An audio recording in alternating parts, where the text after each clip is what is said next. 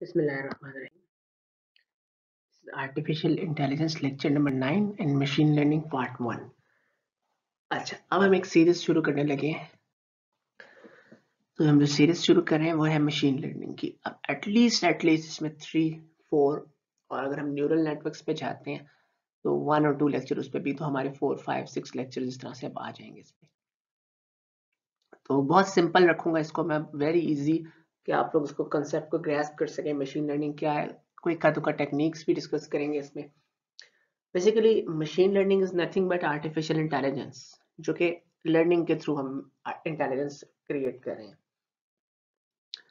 तो अब इसको थोड़ा सा हम डिफाइन कर लेते हैं। हम इस लेक्चर के पार्ट में बहुत लाइट सा इसको इंट्रोड्यूस करेंगे। It's branch of artificial intelligence based on the idea that systems can learn from data. अच्छा, अब है क्या यहाँ पर, ये पहले तो चीज़ है, ये एक ब्रांच है आर्टिफिशियल इंटेलिजेंस की, जिसमें आइडिया हमारे पास क्या है कि रादर देन दैट कि हम कॉम्प्लेक्स प्रोग्राम लिखे हैं जो कि आर्टिफिशियल इंटेलिजेंस क्रिएट कर रहे हो, हम एक ऐसा एल्गो लिख लें जो कि लर्न कर ले। जब हम उसे डाटा दें, उस पर वो एल्गो अप्लाई करें, तो उसमें से कुछ लर्न कर ले और कुछ इन्फॉर्मेशन दे दे, और उस इन्फॉर्मेशन के बेस पे हम कोई टास्क परफॉर्म कर सकें।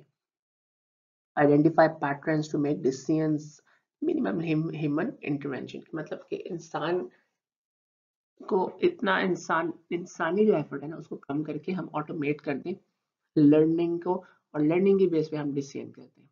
इसको मैनुअल भी कह सकते हैं, पार्शियल मैनुअल भी, थोड़ा बहुत ह्यूमन इंटरवेंशन, या फिर हम टोटल ऑटोमेटिक भी कह सकते हैं। फुली ऑटोमेटिक सिस्टम भी हम कोई क्रिएट करते हैं। अच्छा, machine learning is a method of data analysis that automates analytical model building.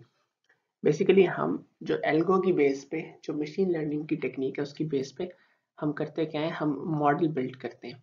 हम एक ऐसा मॉडल बिल्ड कर लेते हैं, मतलब ये कि जब हमारे पास एल्गो लर्न कर लेगा, वो ट्रेंड हो जाएगा, तो हम ऐसा बिल्ड कर लेते हैं जो कि हमारे पास कोई ना कोई टास्क परफॉर्म कर सके, प्रिडिक्ट कर सके, कोई ना कोई टास्क हमारे पास आउटपुट दे सके। अच्छा, अब यहाँ पर एक डिफरेंट पर्सपेक्टिव में वही बात लिखी हुई है जो कि मशीन लर्निंग कर रही है। बेसिकली मशीन लर्निंग जो है नॉलेज एक्वायर कर रही है एक्सपीरियंस से, ठीक है। मतलब वो एक्सपीरियंस कहाँ से मिल रहा है, डाटा से मिल रहा है। अच्छा, मैं कुछ डेफिनेशन यहाँ डिस्कस करने के बाद आपको एक आध एग्जांपल दूंगा ताकि कुछ चीजें क्लियर हो जाए। थर्ड यहाँ लिखी है कि मशीन लर्निंग बेसिकली फील्ड है जिसमें एल्गोरिदम लर्न कर रहा होता है, ठीक है। इस बात को मैंने पहले भी एक्सप्लेन कर दिया।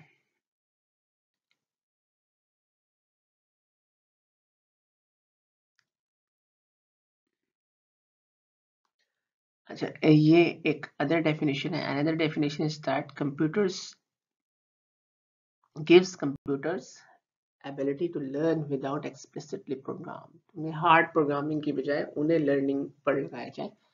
मशीन लर्निंग इज फील्ड, अच्छा ये वही रिपीट हो गई है। That is very much important and interesting. यहाँ पर applications of machine learning available है।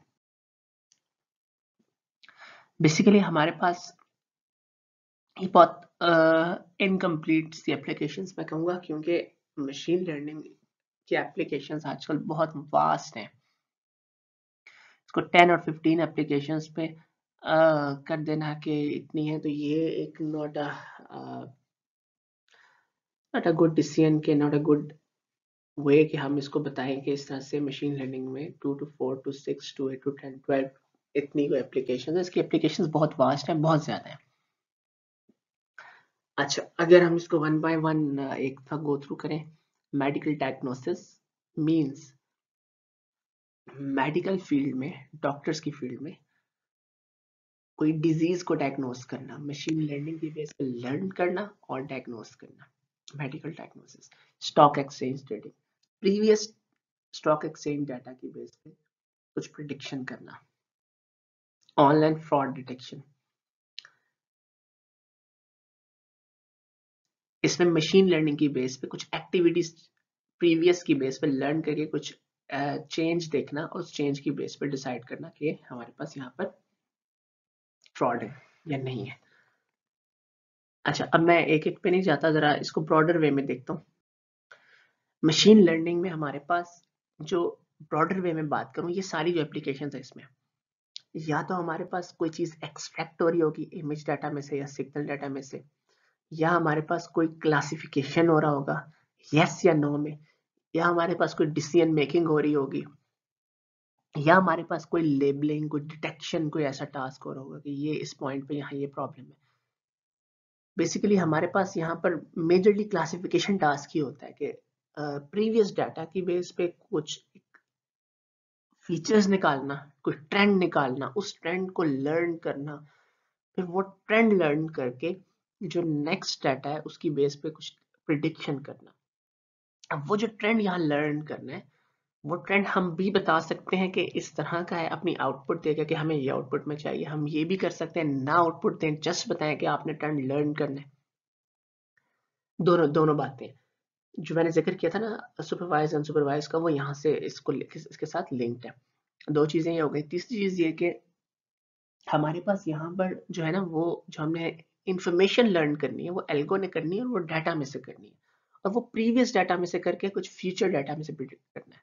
मीन्स उसने कुछ प्रीवियस डाटा लिया, कुछ लर्निंग की, लर्निंग के बाद कुछ उसने अपने पास कुछ डायरेक्शंस ले ली कि भाई फीचर्स ले लिए, कुछ पैटर्न ले लिए, उस पैटर्न को उसने अपने पास स्टोर रखा। फिर जब हमने नेक्स्ट डाटा दिया, फिर उसने बताना है कि इसमें इस पैटर्न की बेस पे ये टास्क और ये इस तरह से परफॉर्म होगा। इसको हम फर्दर इन डेप्थ देखेंगे। यहाँ पर सुपरवाइज, अनसुपरवाइज और इन्फोर्समेंट का कॉन्सेप्ट है। हर स्टेज पे हम इसकी डेप्थ में नहीं जाते। हाँ, एक चीज जो इम्पोर्टेंट है वो ये है कि हमारे पास सुपरवाइज्ड में रिग्रेशन का वर्ड एक यूज हुआ है, यहाँ पर आप इसको देख लें। Regression, classification. अनसुपरवाइज्ड में हमारे पास डायमेंशनलिटी रिडक्शन और हमारे पास क्लस्टरिंग है। ये दो चीजें यहाँ पर रिइंफोर्समेंट को छोड़ के अगर हम देखें तो ये चीजें आगे यूज होंगी, इसलिए फिलहाल हम इसका जिक्र कर लेते हैं। अच्छा, अब हम समराइज करें। बेसिकली मशीन लर्निंग हमारे पास आर्टिफिशियल इंटेलिजेंस की सब फील्ड है जिसमें हम ट्रेन करते हैं। अब मैं जरा टेक्निकल वर्ड पे आ गया हूँ, जनरल से स्पेसिफिक पे। हम एल्गो को ट्रेन करते हैं डाटा की बेस पे, फिर उस वो ट्रेंड एल्गो हमें कुछ ना कुछ प्रेडिक्ट करता है और वो इंटेलिजेंस प्रोड्यूस करता है। मशीन लर्निंग बेसिकली डाटा पर की जाती है ना। डाटा कम भी हो सकता है, ज्यादा भी हो सकता है। डाटा ज्यादा होगा तो ट्रेनिंग अच्छी होगी, लर्निंग अच्छी होगी। डाटा कम होगा तो लर्निंग कम होगी, ट्रेनिंग कम होगी। लेकिन बहुत सारे कंस्ट्रेंट है जो कि इसमें भी हमें देखने पड़ते हैं।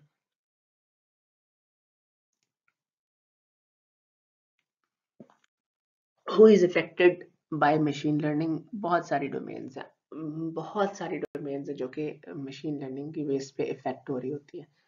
तो बेसिकली हमारे पास कुछ हम टेक्निक्स का जिक्र करेंगे इस फर्दर मशीन लर्निंग का, कुछ सुपरवाइज्ड डिस्कस करेंगे क्या है, उस टेक्निक्स पे जाएंगे, फिर अनसुपरवाइज्ड जिक्र करेंगे क्या है तो जाएंगे, फिर हम रीइंफोर्समेंट कॉन्सेप्ट पे आएंगे, और उसके बाद फिर हम न्यूरल नेटवर्क्स को टच करते हुए फिर हम ट्रेडिशनल एआई पे शिफ्ट हो जाएंगे।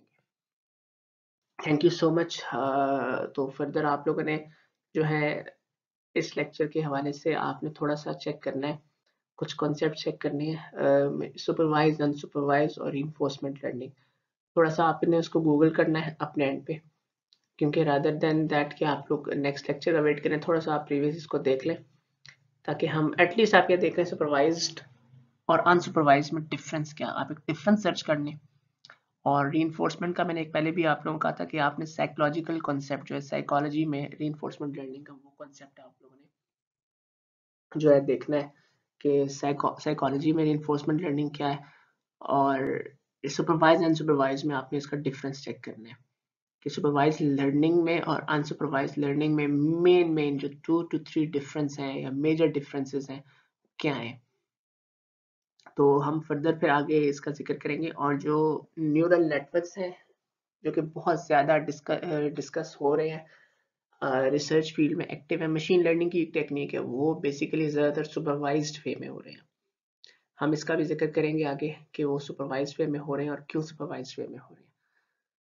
तो basically machine learning is nothing but artificial intelligence जो कि एक्सपीरियंस के थ्रू लर्निंग के थ्रू इंटेलिजेंस क्रिएट हुई है, वो क्रिएट किस लर्निंग और एक्सपीरियंस पे हुई है, उस डाटा पे, इस डाटा की बेस पे हमने कोई डिसीजन मेकिंग करनी है।